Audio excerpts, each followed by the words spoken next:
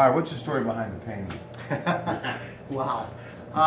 That painting was on a porch in Beaver. And Zach, my brewer's sister, saw it sitting out on the porch, and it sat there for like a week. And somebody was telling me about it. We were thinking about some artwork for down here. And we went over and made some offers and eventually worked out something, and she showed up here. And the best part of it is while we were moving the electric we had to move the electric stuff where the switches were so she would fit. We were doing that while the business was open upstairs, and somebody heard that, asked what was going on. I showed this woman a picture of it, and she found somebody at her work, or was telling about it. That was his wife's aunt. She's from Swickley. Her name was Ruth Lesko, and she ended up here, and then some of her family members come in here. It's quite interesting to have found this. Hey, Ruth, if you're still around, call me. All right, listen.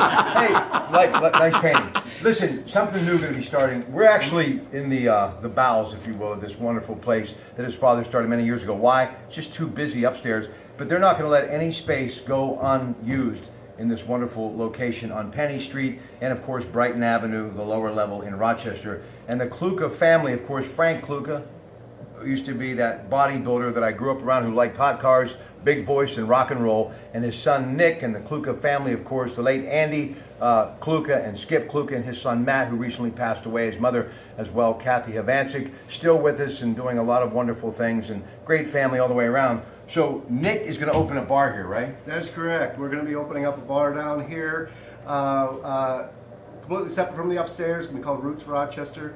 It'll be opening up, hopefully, in April, but you never know, things can come up, but that's what we're shooting for. And it'll be a completely separate location with different food and different options with beers and drinks and different hours as well. So hopefully it'll complement with what we're doing upstairs and become another reason to come to Rochester. All right, by the way, they don't make Blatz anymore because I think my dad drank them out of business, okay? But the Shewak family for many years sold that great beer. That's one of your dad's originals, huh? It's been around a long time, yep. All right, thanks, Frank. Now, let's talk some sports, then we can get Scott Tatey in here. I guess we're going to begin with the basketball story that didn't happen. Carmelo Anthony going to Cleveland and Kevin Love going to the Knicks. But we understand that Deron Williams, the Mavs said goodbye. He's going to sign with the Cleveland Cavaliers. So I don't know if it's enough help, but LeBron James did get some help as far as NBA news. College basketball, Pitt lost to Wake Forest. Wake Forest came back from 19 points, their biggest comeback in 18 years. Greg Diolis. What a horrific basketball evening it was last night. The Pitt Panthers blowing a 19-point lead, which really, the epitome of that game started at the end of the first half, cutting that lead down from 19 to 12, where they really just threw the ball away carelessly. And then at the end of the game, the Panthers have had this tendency this year, Rob, of getting to the point where they have leads going into the latter part of the second half, maybe the last 12 minutes of the game, right, and they just go on complete droughts, can't put the ball in the hoop at all, and it's killing them. I think a lot of that has to do with conditioning and the fact that they've only got 5 guys that they can really play. Michael Young is going to be in the NBA. But do you think his stock is going up this year, or no matter how many points he scores? He had 24 points in this game, but they continue to lose. You think that's going to affect him one way or the other? Yeah, I don't. I think that his stock is going to be based upon what he does in the NBA-type combines. We got the NFL combine coming up, but what he does within the NBA structure on that, and he's going to have to show some other things, a little bit more ball handling ability and a little bit more of an ability to hit that mid-range jumper. All right, and it was Duke, number 10 in the land, getting beat by Jim Boeheim, Syracuse Orangemen, as they got a buzzer beater from John Gillen at the Carrier Dome yesterday. Thinking March Madness almost here, just some teams I'm going to throw out. Kansas, what do you think? Very hard to beat. Kansas should be in that top, one of the top 4 seeds and have a chance to make a good long run into the tournament. Duke a 3 seed, Butler a 4 seed, and Syracuse also headed to the big dance. You got to watch for Butler, Rob. They had a big win last night with going in there and knocking off Villanova, who hadn't lost a game on their home court in 48 tries. So they, very interesting little program that Butler's got coming back from when Mark Few was gone. Everybody figured that was going to be the end of the program. They seem to have kind of reconfigured themselves into our contender. Marquette is in with the last 4 after beating Xavier and St. John's last week, so they're in. And Minnesota stock is going up. North Carolina also in Louisville, and my man Rick Pitino. Don't push Rick Pitino now. Listen, I'm going to come into the defense of the coach now. Besides those $5,000 Armani suits, he looks great. But you know what? Come on, fans got to back off, man. They just got to stut to zeet, as my grandmother, I'm sure Frankie Eli's grandmother used to say. Come on. Have some respect. Just stop it. I got a problem with an adult doing that kind of thing. You get a kid that maybe is out with his buddies, rooting for his team, and gets a little bit of that cranked up. I can understand it, but you get an adult there. There's a time and a place for everything. Hey, the people at sporting events, Rob, will say things to coaches and to officials that you would never think of saying to somebody on the street without being prepared to get a black eye. Well, and they don't realize there's a reason why Rick Pitino's a winner. He's a competitor. So you better be able to back up what you're talking about. Now, here we go. Rooney's again. This guy's got it. He can do anything, and he will get it for you if you want it. Of course, Wilson McGinley, Frank Fuhrer do such a great job with that. I'm a big fan of this because I do love the Rooney family. Have deep, deep, rich ties with that family, and I love Mr. Rooney as in Dan and Art the second, the entire crew. Steelers, Le'Veon Bell. Are you still big on Bell? Lots of folks are saying, I don't know, this stutter step thing, his health, is he going to be durable? I mean, there was only one Jerome Bettis, okay? But this guy thinks, as my son said, I think he's going to be around that backfield for a long time.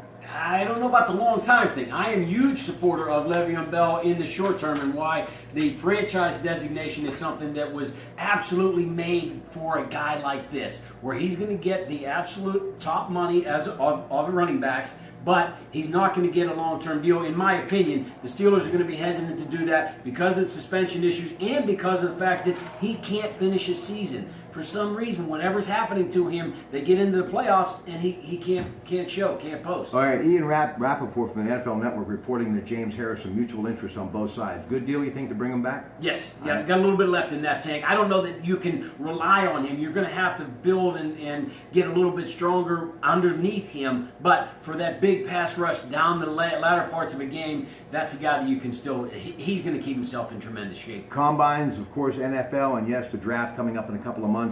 Steelers, Ben Roethlisberger, I still think he'll be around for a few more years, but if you can get a quarterback, do you go for one or not this year? I just don't feel like this is the year, Rob. There really isn't anybody that is ahead of the pack that you're not going to see anybody go with a real high draft pick, and then all of those other guys are going to filter down. You see a guy like a Mitch Trubisky maybe, who really, against the Pitt Panthers, kind of made himself a high prospect. He's maybe a guy that's there, but you know who's really looking like maybe into the second, third round is your boy Nathan Peterman. Listen, I'm glad you brought that up because I would have forgotten, and Coach Gruden would have called and said, why'd you forget me? His coaches camp, the thing that he does, ESPN, guess who's been invited there? Isn't that interesting? So we get a chance to see Nate kind of maybe fulfill some of the promise that he had when he came in and knocked off the starter and the incumbent at the beginning of his junior season. All right, real quick, I mentioned this earlier from Brewster's Ice Cream, and I had to get your thoughts on it. I was watching FS1's Undisputed with Skip Bayless, Shannon Sharp, and also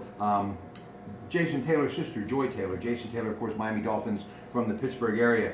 Kirk Cousins could be out in Washington, and Tony Romo headed to the nation's capital. Come on.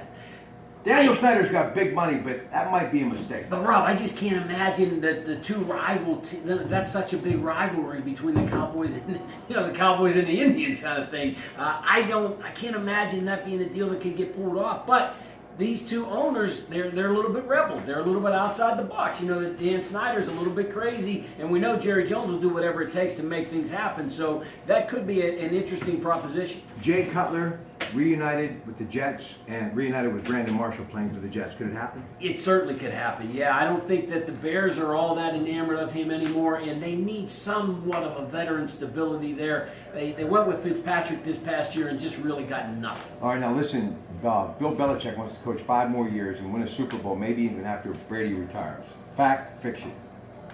Got to be fact. I mean, that guy doesn't have anything else in his life to do. That's what he wants to be. All right, spring training begins tomorrow at Major League Baseball, but the Pirates go Saturday, taking on Tampa Bay all season long. 93.7 The Fan came up with just a couple of things that I wanted to get your thoughts on concerning the Pittsburgh Pirates. Let's talk about pitching, bullpen and starting. What do you think?